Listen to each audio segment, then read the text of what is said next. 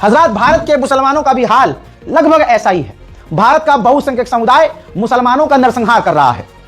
सरकार ऐसी, योगी सरकार, मोदी सरकार, देश एक, कानून अलग अलग। अगर मुसलमान कोई क्रिमिनल निकल रहा है, उस पर हजारों फर्जी इल्जाम लगाकर, फर्जी मुकदमे करके सरफराज को फांसी की सजा दे दी गई। दूसरी तरफ आरपीएफ के जवान जिसने मुसलमानों को उनके कपड़े और धर्म की पहचान करके कत्ल किया, उसको अभी तक फांसी नहीं हुई। वहीं भारत का बहुसंख्यक समुदाय मुसलमानों को चुन चुन के मार रहा है। हजरत, जरा ये देखिए, मोहम्मद अतहर हुसैन, बिहार के नवादा में अतहर हुसैन का कत्ल कर दिया हिंदू ने। हत्या से पहले उनकी पैंट उतारकर मुसलमानी चेक की गई, उनका मुसलमान है या नहीं उनको आइडेंटिफाई किया गया। फिर गरम रॉड से उनको पीटा गया, रॉड से मार मार कर सर फाड़ दिया गया, धारदार हथियार से उनके कान काट दिए, नाखून प्लास से हिंदू समुदाय के लोगों ने जय श्री राम का नारा लगाकर उखाड़ा और इतना बुरा मारा कि आखिरकार ताहिर अब शहीद हो गए। और हिंदू समुदाय ये लगातार कर रहे हैं। दिल्ली से लेकर हर जगह मुसलमानों का नरसंहार हो रहा है, एक एक करके नहीं, अब दनादन मारा जा रहा है।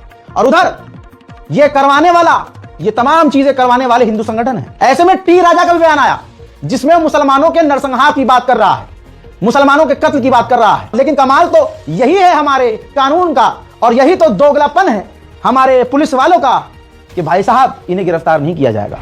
मेरी बात सुनो, सुनना है। अभी सबको एक होने की आवश्यकता है, क्योंकि ये लोग गजवा हिंद और जिहाद करना सोच रहे हैं। तो ऐसे आतंकियों को अब काटने की आवश्यकता है। जो लड़ेगा, जो काटना सीखेगा, वही हिंदू जीवित रहेगा भारत में।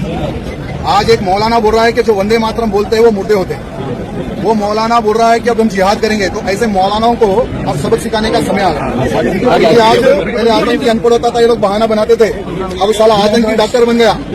डॉक्टर आतंकी बनकर गरीब लोगों को मार रहा है। इसलिए मेरे मित्रों, सब लोग संगठित हो जाओ, अब लड़ने का समय है। गजवा हिंद करने की सोच रखकर, और हम लोग भी संगठित होकर, जो गजवा हिंद की सोच रखकर साला भारत में पैदा होगा, उसको खोद के गाड़ने की सोच करेंगे।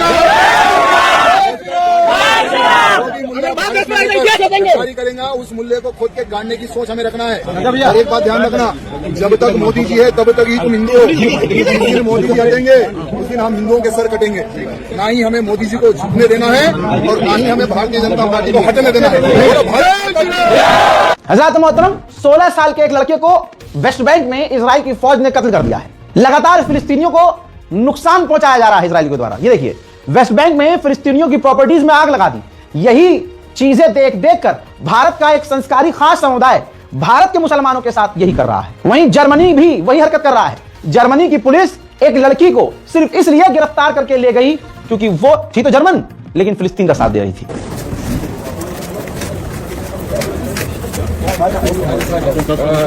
Happy birthday.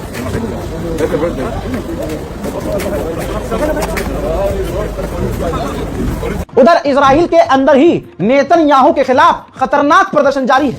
सारे के सारे यहूदी सड़कों पर हैं। देखिए,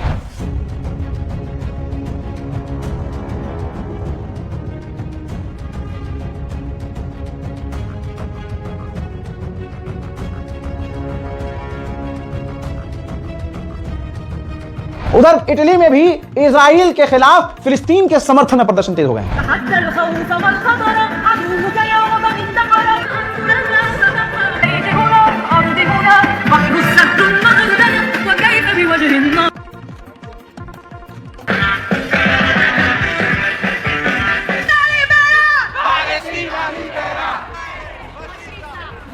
ऐसा ही स्वीडन का हाल है। स्वीडन में भी इजराइल के खिलाफ प्रदर्शन तेज।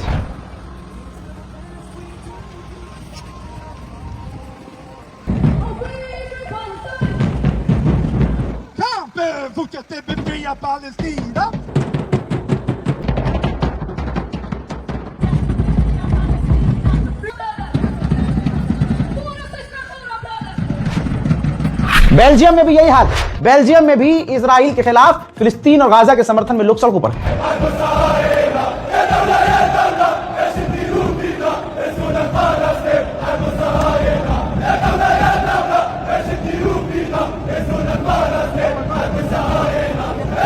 ईसाई समुदाय गाजा के अंदर रहते हैं। अब क्रिसमस करीब है तो ईसाई समुदाय गाजा में जहां जहां अलग अलग जान बचा कर रह रहे थे, अब वो इस खुशी के अवसर पर इकट्ठा हो रहे हैं एक जगह।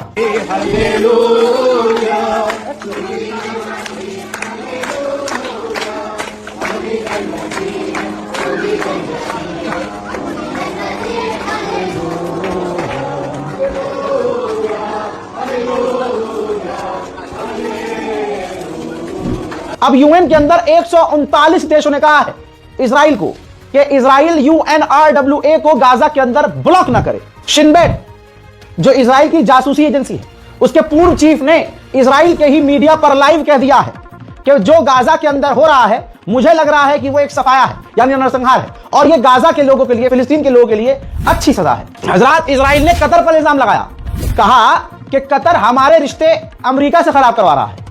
हां, और कहा कि कतर की सरकार हमारे खिलाफ जिहाद कर रही है, हमारे खिलाफ सोशल मीडिया पर कैंपेन रन कर रही है और पैसा खर्च कर रही है हमारे खिलाफ। हजरत, इजराइल डील नहीं चाहता है, वो खराब करना चाह रहा है चीजें।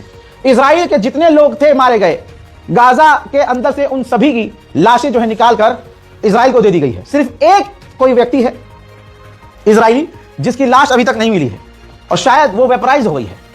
लेकिन इजराइल प्रेशर बना रहा है मीडिएटर्स पर कि हमास से वो लाश कैसे भी निकलवाओ।